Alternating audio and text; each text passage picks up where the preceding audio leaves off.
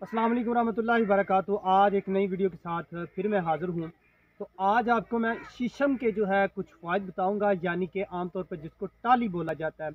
तो ये आप लोग मेरे पीछे देख सकते हैं कि ये बड़े बड़े दरख्त होते हैं और इसके अलावा इसकी लकड़ी जो है वो बहुत ही कारआमद होती है। ये देखें कि इसको फलियाँ भी नुमा लगती हैं जो कि अभी लगी हुई नहीं है।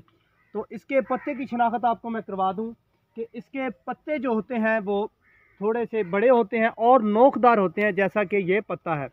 तो इसके अलावा ये ख़वातीन के हवाले से अगर बात की जाए कि ख़वातीन के लिए ये बहुत मुफीद है, ख़ास तौर पर लकोरिये के लिए, जिन ख़वातीन को ये मसला। और इसके अलावा मर्दों के हवाले से बात की जाए तो मर्दों के लिए बहुत मुफीद है, जिन दोस्तों को जो है वो गर्मी वगैरह जिनके मसाने में हो और जिनके जो है वो कपड़े ख़राब हो जाएं। और इसके अलावा पेशाब के जिनको कतरे आते हैं नमाजी हज़रात के लिए, उनके लिए भी ये बहुत मुफीद है।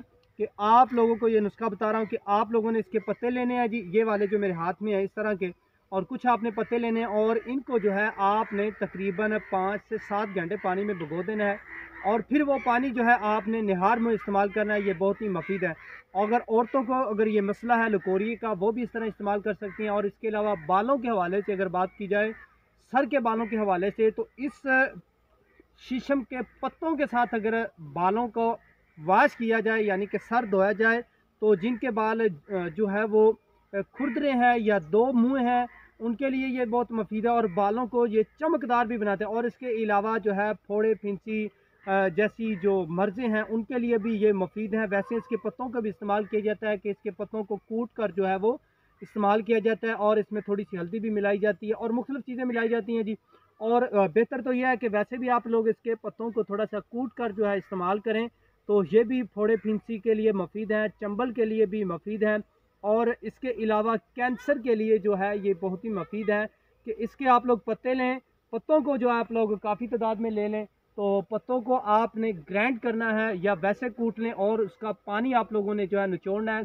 क्योंकि अगर आपके पास थोड़े से आपके पास पत्ते हैं तो उसमें हस्बे ज़रूरत पानी मिलाएं और पानी मिलाने के बाद जो है आप लोग जो है सुबह निहार मुंह जो कैंसर वाला मरीज़ है उसको इस्तेमाल कराएं, तो इंशाल्लाह उसको बहुत सारा फ़ायदा हासिल होगा।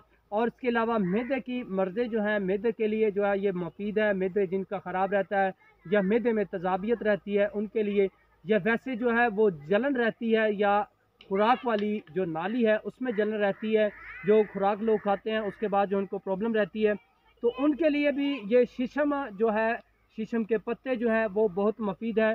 फोड़े फिंसी के अलावा आपको मैंने बता दिया और इसके अलावा कैंसर के हवाले से बता दिया, तो ये बहुत ही मुफीद है। अल्लाह रब्बुल आलमीन ने हर चीज़ जो है इंसान के फ़ायदे के लिए पैदा की है। तो उम्मीद करता हूँ ये छोटी सी वीडियो आपको हमारी पसंद आएगी। चैनल पर नहीं हो तो चैनल को करें सब्सक्राइब, आने वाली वीडियो आप लोगों तक मौसूल हो। नेक्स्ट वीडियो के लिए इजाज़त दें। अल्लाह निगहबान।